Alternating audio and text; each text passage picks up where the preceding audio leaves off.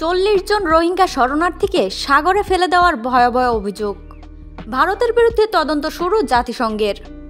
Myanmar থেকে পালিয়ে আসা অন্তত 40 জন রোহিঙ্গা শরণার্থীকে সাগরে ফেলে দেওয়ার মতো ভয়াবহ অভিযোগ উঠেছে ভারতের বিরুদ্ধে। মানবাধিকারের চরম লঙ্ঘনের আশঙ্কায় জাতিসংঘ এ ঘটনার তদন্ত শুরু করেছে।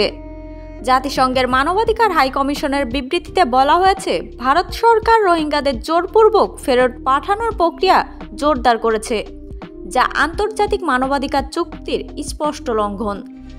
বিবৃতিতে আরও বলা হয়, শরণার্থীরা সম্ভবত সাঁতার কেটে দ্বীপে পৌঁছেছেন। তাদের বর্তমান অবস্থা এবং তারা কোথায় আছেন তা এখনও জানা যায়নি। শুধু তাই নয়, ভারতের আসাম রাজ্যের একটি ডিটেনশন সেন্টার থেকে প্রায় 100 জন রোহিঙ্গা শরণার্থীকে সরিয়ে বাংলাদেশ সীমান্তবর্তী কোনো জায়গায় নিয়ে যাওয়া হয়েছে। রোহিঙ্গা শরণার্থীদের জোর করে প্রত্যাপনের যে কোনো প্রচেষ্টাই অবশ্যই বন্ধ করতে হবে বলে জানিয়েছেন জাতিসংঘ। এই ঘটনা তদন্তে একজন বিশেষজ্ঞ নিযুক্ত করেছে জাতিসংঘ। পাশাপাশি ভারত সরকারকে সতর্কও করেছে, যেন ভবিষ্যতে কোনো শরণার্থীর সঙ্গে এমন অমানবিক আচরণ না করা হয়। জাতিসংঘ শরণার্থী সংস্থার আইনজীবীরা জানিয়েছেন, আটক ব্যক্তিদের আইনের 22 অনুচ্ছেদ অনুযায়ী আদালতে পেশ করা হয়নি, যা ভারতের সংবিধান লঙ্ঘন করে। এর আগে গত 6 মে রাতে দিল্লির উত্তমনগর বিকাশপুরী ও হাসপাতাল এলাকা থেকে জাতিসংঘ শরণার্থী সংস্থায় নিবন্ধিত রোহিঙ্গা শরণার্থীদের আটক করে পুলিশ।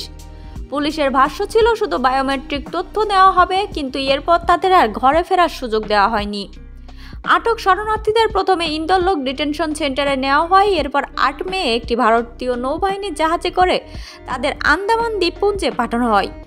অভিযোগ রয়েছে, সেখান থেকে চোখ ও হাত পা বেঁধে তাদের একটি নৌযানে তুলে আন্তর্জাতিক জলসীমায় নিয়ে যাওয়া হয় এবং একে একে সাগরে ফেলে দেওয়া হয়। ভুক্তভোগী পরিবারগুলো জানায়, যাদের সমুদ্রে ফেলা হয়েছে তাদের মধ্যে কিশোর, বয়স্ক, গুরুতর অসুস্থ মানুষও ছিলেন। একজন নারী জানান, তার স্বামীকে তুলে নেওয়া হয়েছিল, যিনি সদ্য গর্ভপাতের শিকার হয়েছিলেন। আর একজন অভিযোগ করেন, 3 জন পুলিশ কর্মকর্তা মদ্যপ অবস্থায় তার বাড়িতে ঢুকে শারীরিকভাবে লাঞ্ছনার চেষ্টা করেন।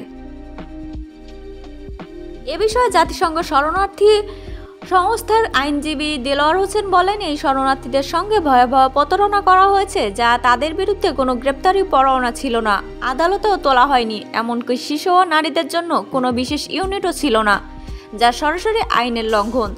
প্রতিবেদন অনুসারে ভারতীয় নৌসেনারা যাত্রাপথে রোহিঙ্গাদের জিজ্ঞাসা করে তারা ইন্দোনেশিয়া যেতে চায় না মিয়ানমার। শরণার্থীরা অনুরোধ জানায়, মিয়ানমার গেলে তারা নির্যাতনের শিকার হবে, কিন্তু তাদের অনুরোধ উপেক্ষা করে বলা হয় কারো না কারো জাহাজ এসে তুলে নেবে। কেউ তোলেনি। এরপর রোহিঙ্গারা নিজেরাই সাঁতরে মিয়ানমার তানিথারি অঞ্চলে পৌঁছান। জাতিসংঘ জানিয়েছে, তারা মিয়ানমার তাদের ইউনিটের মাধ্যমে 40 রোহিঙ্গার অবস্থান জানার চেষ্টা করছে, তবে এখন পর্যন্ত কোনো যোগাযোগ স্থাপন হয়নি। এদিকে ভারতের সুপ্রিম কোর্টে বিষয়টি উত্থাপন করা হলে বিচারপতি সূর্যকান্ত ও বিচারপতি এন কোটেশ্বর সিংয়ের বেঞ্চ আবেদনের শুনানি নাকচ করে দেন। বিচারপতিরা বলেন, আবেদনে শক্ত কোনো প্রমাণ নেই, এটি চমৎকারভাবে লেখা গল্পকথা ছাড়া কিছুই নয়। তারা পরামর্শ দেন, বিষয়টি যেন রোহিঙ্গা সংক্রান্ত মামলার বর্তমান বেঞ্চে উত্থাপন করা হয়। এই মামলার পরবর্তী শুনানির তারিখ নির্ধারিত হয়েছে আগামী 31 জুলাই।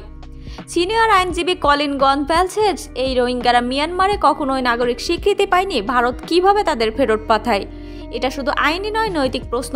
তারা কি শুধু মুসলমান হওয়ার কারণে এমন আচরণের শিকার হচ্ছেন?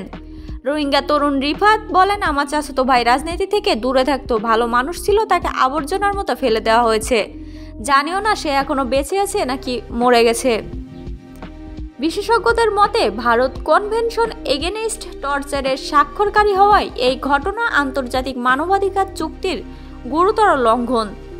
জাতিসংঘ এখন বিষয়টি ঘিরে পূর্ণাঙ্গ তদন্ত শুরু করেছে এবং ভারতকে শরণার্থীদের মানবাধিকারের প্রতি সম্মান দেখাতেও আহ্বান জানিয়েছে এবং বিষয়টি খুব জটিলভাবে তারা দেখবে বলেও জানিয়েছেন।